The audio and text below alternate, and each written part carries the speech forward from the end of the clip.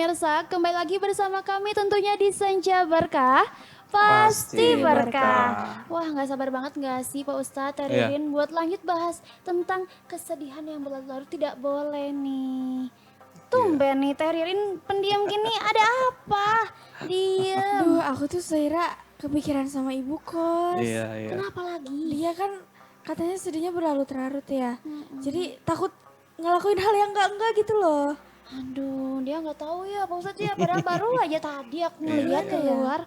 Ibu kok sudah jadi janda memang. Tapi dia asik main dating apps sekarang katanya mau cari suami baru katanya. Aduh, ampun. Berarti Udah nggak sedih lagi. Soalnya udah sering dihibur sama kita-kita. Alhamdulillah. Iya, nah mungkin katanya kemarin tuh ibu kos tanya katanya aku tuh pengen cari suami baru tapi sebenarnya masih sedikit belum move on mungkin Pak Ustadz. Nah kira-kira Pak Ustadz kan dalam agama Islam itu ada nggak sih tips atau cara ini agar kita tuh bisa cepat move on gitu, cepat melupakan masa lalu Iya. yang rumit gitu.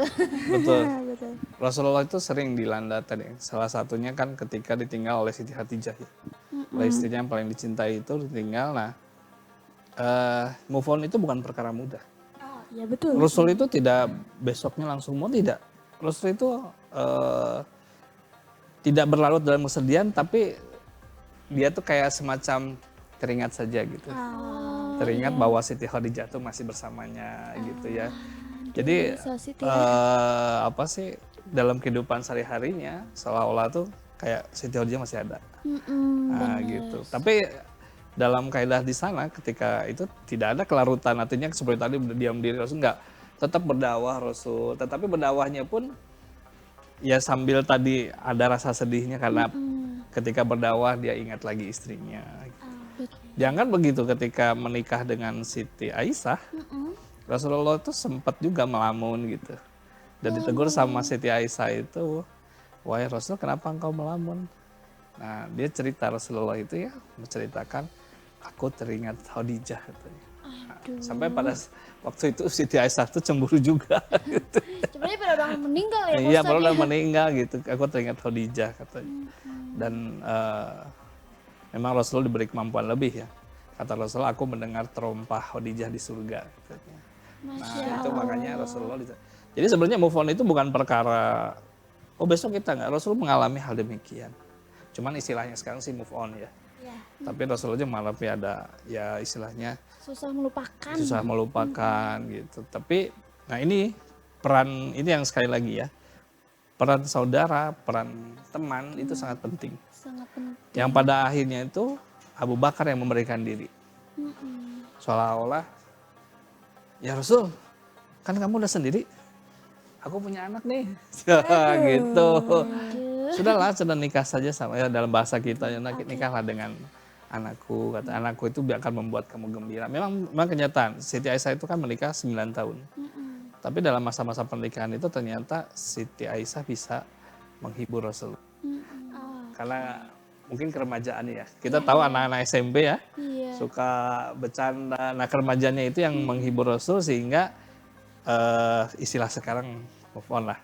Sehingga tidak terlalu dengan Siti Khadijah iya. Bukan tidak mengingat ya, tapi kegembiraan itu muncul kembali ketika dihibur oleh Siti Aisyah. Oke, berarti ketika kita gitu. sedih ya Pak Ustadz berlarut-larut, kita pun ada adaptasi dengan lingkungan lagi ya Pak Ustadz. Betul, kalau bisa memang kalau kita memang memiliki hal yang demikian, ya sebaiknya kita berpindah kepada lingkungan yang memang ya orangnya mendukung kita gitu. Kita memang cari hiburan, ikut camping bersama atau misalkan ya berlibur lah atau apa, sampai bukan melupakan ya, tapi yang terpenting kesedihannya itu bisa sedikit diinikan gitu. Oke, refreshing begitu. gitu ya. Betul. Cari lingkungan baru. Itu bukan sesuatu halnya kalau di dalam peristiwa perjalanan Rasul, bukan sesuatu hal yang diharamkan ya. Ada teman ngajak gembira, itu malah itu dianjurkan supaya si orang ini jangan sampai tadi ya nauzubillah. Ada pikiran-pikiran yang buruk ke dia tuh. Betul, mau jadi dendam ya. Iya, nah itu yang memang dianjurkan. Oke. Seperti itu. Nah, luar Pak Ustadz biasa. berbicara terkait dengan menciptakan lingkungan yang mendukung nih di saat kita sedih. Betul. Tuh gimana sih cara kita dari diri kita sendiri untuk menciptakan lingkungan tersebut. Kadang kan Iya. ada aja ya Iya, yang bikin betul. nyebelin gitu. Tanpa kita sadari memang Iya. pengen Ini aku tuh lagi sedih loh gitu pengen kan. niatnya menghibur. Malah kata orang yang mau dihibur, ih apa sih ini orang Iya. gak jelas banget. Ya, Gimana? itu ya memang yang apa sih, sebaiknya orang yang mengetahui hal demikian itu, yang misalkan kita tahu teman kita sedih gitu. Nah, kitanya yang harus mungkin mohon maaf sedikit cerdas gitu membaca situasi. Ini orang ini lagi sedih, jangan sama kita jangan dibully atau jangan gimana gitu ya. Oke. Mungkin dia mengeluarkan kata-kata yang saya sudah, kamu tuh gimana, saya tuh lagi sedih, nggak iya segala macam ya. Oke. Seolah-olah menyalahkan kita gitu kan. Betul. Nah kitanya harus cerdas menanggapi Oke, hal demikian. berarti melihat kondisi teman kitanya dulu ya, Iya. kayak gimana. Jadi hiburannya pun ada batasnya. Ada batasnya ya. Jangan sampai kita bilang gak jelas kamu bikin aku kesel. Ya asal jadi sedih, jadi makin sedih nih karena ketidakjelasan. Bang. Iya. Nah mungkin memang kan tadi juga ngomongin soal kesedihan itu kayak butuh waktu ya Pak Ustadz ya. Betul. Apalagi kalau misalkan udah jadi dendam itu bahaya banget ya. Iya betul. Nah ngomong-ngomong soal kesedihan juga nih Pak Ustadz. Kira-kira gimana sih Pak Ustadz caranya menemukan titik terang mungkin di tengah-tengah kesedihan Nah, yang terus Iya. menerus.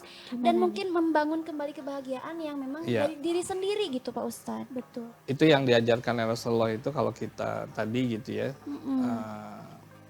Sebaiknya kita banyak bermuhasabah pada Allah Subhanahu wa taala. Bangun malam kemudian kita laporkan ceritanya Mengadu istilahnya ke Allah gitu ya. mengadulah.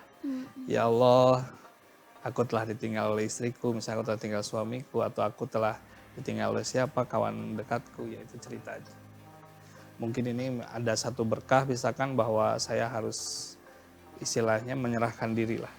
Nah, boleh silakan tuh. Itu cara yang paling bagus, bersedih sambil menitikkan air mata itu malam-malam. Nah disitulah Allah akan menghibur kita biasanya. Ya dengan berbagai macam cara ya, apakah hati kita jadi senang atau yang tadinya kita tuh kayak sesak dadanya tapi tiba-tiba plong gitu. Nah itu silakan, itu yang diajarkan Rasulullah. Kita sebaiknya bangun tengah malam, bisa berzikir atau bermuhasabah. Kita juga mungkin banyak dosa atau apa gitu, sehingga kita ditinggal oleh kerabat atau tinggal oleh suami atau istri atau anak atau segala macam lah. Gitu ya, itu yang kita bisa bermuhasabah di sana. Itu yang diajarkan banget ya. Intinya kita banyak mendekatkan daripada Allah Subhanahu wa taala gitu. Ternyata seperti itu. Jadi harus banyak-banyak apa ya, mungkin bersandar sama Allah, curhat ke Iya. Allah ya, mendekatkan diri. Atau mungkin kita baca Quran Betul. gitu ya. Walaupun kita nggak tahu maknanya, baca aja. Mm-mm. Biasanya nanti ada tergugah hati gitu. Oke. Ternyata Sama seperti berarti itu. kalau misalnya kita sedihnya berlarut-larut, malah kita tinggal mengadu ke Allah aja ya untuk Iya. bisa dilapangkan dadanya Betul. gitu ya. Betul sekali. Nah mungkin ngomongin soal kesedihan nih Pak Ustadz. Tadi kan Iya, katanya iya. Ibu Kos memang mau cari suami baru ya. Aduh cari suami baru mungkin. Jadi sekarang udah Betul. bergembira nih Ibu Kos ya. Kurang tahu saya. Tapi katanya ceritanya mau cari suami baru Pak Ustadz. Iya. Kira-kira ada nggak sih mungkin kayak syarat-syaratnya setelah suami meninggal itu Betul, iya. untuk mencari suami baru? Apa langsung menikah lagi apa gimana tuh? Bisa-bisa Hukumnya ya? bagi yang wanita tapi ya. Betul. Yang wanita itu kan 100 hari. 100 hari. Disebutnya masa iddah. Masa Jadi dia harus menunggu dulu masa iddah selesai. Masa iddah itu adalah satu masa menunggu kurang lebih 3 bulan lah. Itu menunggu untuk membuktikan apakah di diri perempuannya itu atau di diri istrinya itu terjadi janin atau enggak. Oh iya. Gitu ya. Kalau terjadi janin kan berarti dia menjadi haram hukumnya menikah sampai anak itu lahir. Gitu. Ya, itu berbeda ulama pendapat. Kadang-kadang ada ulama setelah 100 hari walaupun dia punya ini nikah sih nikah, cuma tidak boleh bercampur. Gitu ya. Tapi ada ulama yang paling masyhur itu ya dia tidak menikah sampai si janin itu keluar. Jadi kalau misalkan dia kosong, tidak terbentuk janin 100 hari, itu boleh itu tadi Langsung menikah ya? move on, menikah lagi dengan yang baru. Silakan itu yang diinikan oleh Rasulullah kan di dalam hadis itu, nikahkanlah orang yang sendiri-sendiri. Itu menjadi kewajiban kita teman. Kalau misalnya anak-anak kos nih punya inisiatif ke ibu kos, Bu, sebelah sana Bu ada duda keren. Ada duren. Duren. Itu tidak sesuatu, bukan menjadi sesuatu yang tidak boleh atau haram, itu silahkan. gitu Oh, kita diperbolehkan ya, Pak Ustadz? setelah boleh saat kita menjodohkan itu boleh. Boleh Gitu. ternyata ya. Apa kita perlu mencarikan ibu kos untuk jodohnya selanjutnya nih? Apa Gitu. jangan-jangan malah aku nih yang butuh dicarikan ya? Aduh, Betul. aduh seru sekali ya memang pembahasan kita kali Betul. ini. Sebenarnya mengenai tentang jangan bersedih, tapi ya karena sering pembahasannya jadi lebih seru gitu kan teman-teman. Nah mungkin bagi pemirsa di rumah yang memang ingin bertanya-tanya ke kita ataupun ke Pak Ustadz nih mengenai pengetahuan agama Islam, boleh banget loh langsung aja kontak ke nomor 0813 9447 7912.